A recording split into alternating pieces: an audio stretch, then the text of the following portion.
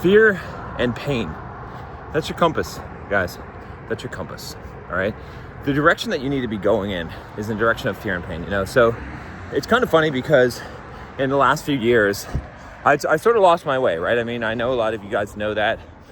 Different things happened. I grew in different areas, maybe in a more spiritual area of my life and somewhere in relationships and, kind of getting down to like the deep.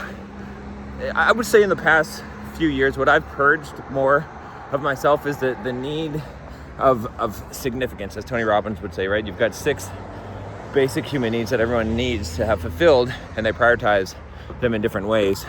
And my 2 biggest ones were significance and growth, right? In the past. Now they're shifting to love and connection, okay? And so I'm getting to the pain part in a second. That's what this is about. So just hold on a second here. But remember, this is my therapy session, so I get to talk about what I want to talk about. So, but anyway, that was something that drove me for a long time, right? When I was back in my pickup days, and doing all that stuff, what was really driving that? Significance, right? I wanted to be the man. I wanted to have women think I was the man. I wanted to show other men how I could just go fearlessly and talk to any girl and bring her home with me. And, as I achieved those successes, it was never enough because you can't fill that hole with something external, right? I've talked about this in my videos. Like, there's a difference between knowing and understanding. And I knew that, you had to have an internal sense of esteem or validation. But in some ways, I was still practicing the external.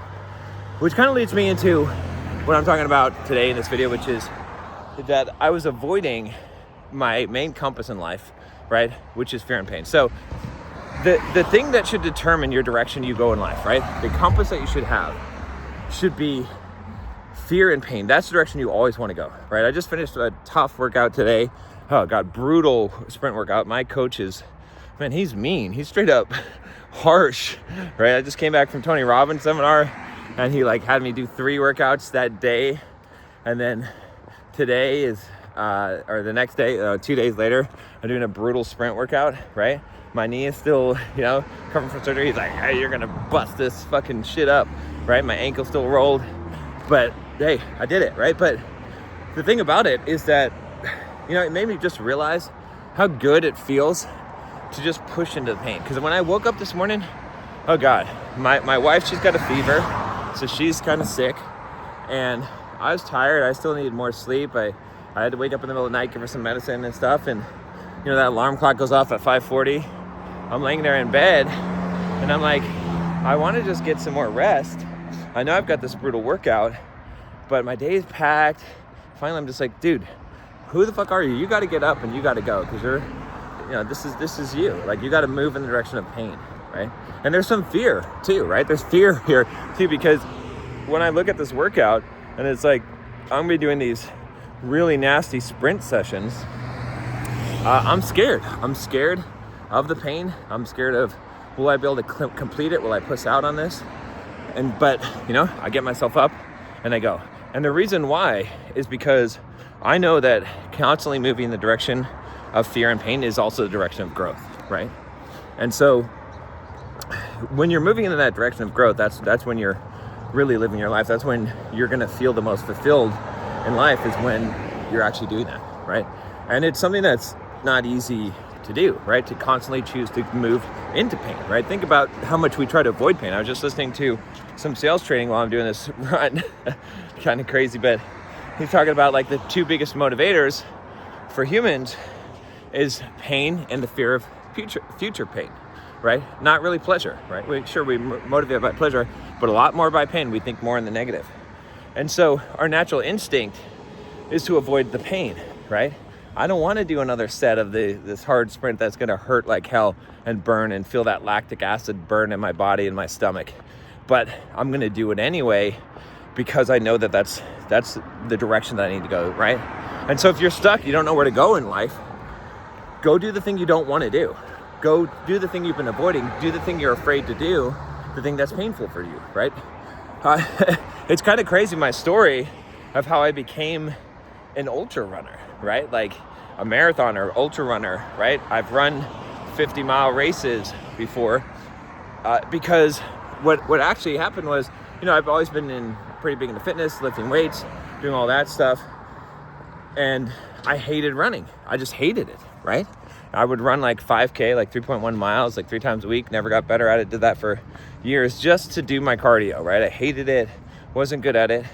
And then one day I was like, John, if you hate this so much, you should do more of it, right? Because that's the kind of crazy, nut I am. But it's because instinctively I knew that fear and pain is your compass. And what happened was, as I started doing more and more running, right, forcing myself to do this painful thing that I didn't really want to do, I eventually got to a point where I actually started to love it. Now, I still have a love-hate relationship with it, right? I still usually don't want to go out for my run, but I also love it because I love knowing that I'm pushing through this. I love that feeling afterwards, right? I love that feeling of knowing that I'm doing this hard thing, and that gives me that pride and confidence that allows me to push forward in other areas of my life, right? After you do a workout like this, the rest of your day is easy, right? You've gotten through the hardest part, right? As Brian Tracy would say, you begin your day by eating the frog, okay? Then everything else is easier. And so if you're kind of lost right now in life and you don't know where to go, and that's where I was, right? I was lost. And man, what was the things I didn't want to do in life? Well, after my knee surgery, for sure, I didn't want to start running again and training hard. I didn't really want to go to the gym, right? I definitely didn't want to start a brand new business where I'd have to start over and do sales on the phone, trying to sell people. I definitely didn't want to do that. I didn't have those skills. I was afraid to do those things. It was painful to me, right? So that's exactly the direction I went. And so now you see me and you're like, John, wow, like things have changed. Like you're back to kind of the old bulldog mindset, really a new version of the old bulldog mindset, and you're in a good mood again, and like you're kicking ass, and this is the kind of videos that we want to see again. And why did that happen? It's because I pushed in the direction of fear and pain. I did the things that I did not want to do. I did the things that were painful to me, and now that's brought me back, right? And so I've been avoiding that for a long time, right? I've been trying to live a comfortable life, and I've struggled with this my whole life, right? My whole goal when I was younger was I wanted to get to a point where I wouldn't have to work again, where I could just, sip Mai Tais on the beach and play video games. And I did that. I got to that point when I was about 33. This is about 12 years ago now. And I went to Hawaii and I was miserable, right? I started listening to The Obstacle is the Way by Ryan Holiday, learned about Stoic philosophy, realized that, wow, that's really aligns with the values I've had in life. And I went back home and I started working again, and I started building my business, and I became a multi-millionaire instead of just a millionaire by doing that. I started running, training harder, started training for marathons, right? Moving in that direction of fear and pain. But even then, when I got back, there was a part of me that's like, this is too much. Maybe you should just be relaxing and enjoying your life. What was the point of working so hard and getting to this point? And then now you're just busting ass again, working these 12-hour days. Why don't you just relax?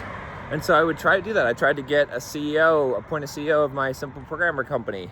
And, that business venture, that dissolved, right? I became kind of a jerk, actually, of a boss. And kind of really burned that relationship because I wasn't doing what I was supposed to do. And what you'll find in life is that when you're not doing what you're supposed to do, you're going to make everyone else's life miserable, right? And you're going to make your life miserable because you know it, because there's a deep part of you inside that knows what you should be doing, right? It knows your compass, and it knows it's in the direction of fear and pain. And why? It's not because you're a masochist. It's not because I'm crazy and I want you to just hurt yourself. It's because your soul knows that it needs to grow. And it knows that the way that it's going to grow is by moving in the direction of what? Fear and, that's right. That's what you have to do. And if you're avoiding that, you can keep on pushing it off, right? It reminds me of the story of in the Bible of Jonah, right? And the whale, right? What happened? Jonah was God tells Jonah, again, I'm not super religious, but I know of the Bible, right? I know these stories, right? But God tells Jonah, hey, you need to go and preach to these Nineveh people, okay? But they don't like prophets. They kill people that come and preach. They're like, I don't want to do that, right? So he's supposed to go there, and he gets on the wrong ship on purpose, right? And then there's a storm brewing and everything, and look, making everyone else's life miserable, right? So the captain of the ship's like, what the hell's going on? Finally, Jonah steps forward because he doesn't want everyone else on the ship to die. And he's like, it's me, man. I'm disobeying God. And the captain's like, oh, shit. So they throw his ass over the boat, right? And this big whale, Leviathan, whatever, eats him. And he stays in the belly of the whale for like 3 days, right? And then spits him out on shore and Nineveh, right? And you know, and there's more to the story, but the whole point was like, he keeps on avoiding, right? Avoiding the thing that he has to do, and he makes everyone else's life miserable until he finally does the thing, you know. And when he gets there, actually the people have been waiting for him. And they're glad to see him. They don't kill him. They're happy to see him. They've been waiting for this messenger. And so, again, my point is not to give you some kind of religious story. Again, that's not what I'm about. But my point is to tell you that somewhere, right, there's people waiting for you.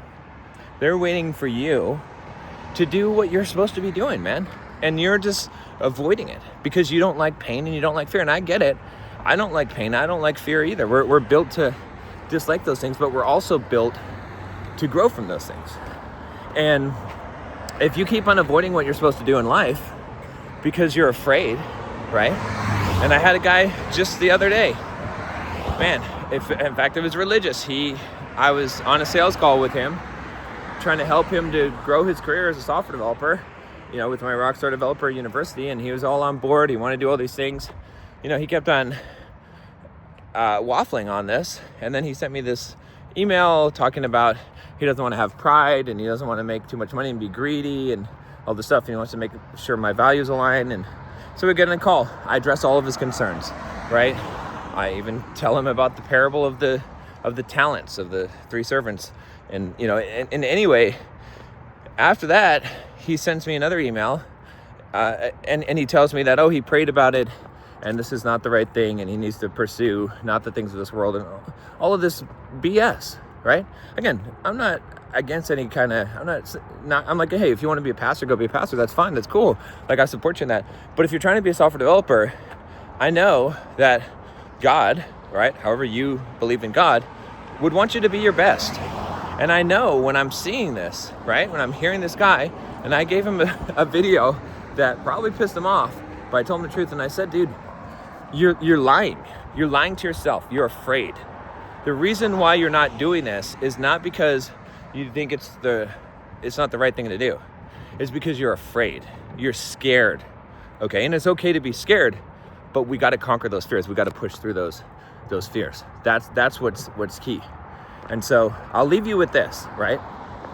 Your compass in life, I promise you, if you want to grow, if you want to know what your purpose is, if you want to know what you should be doing in life, okay?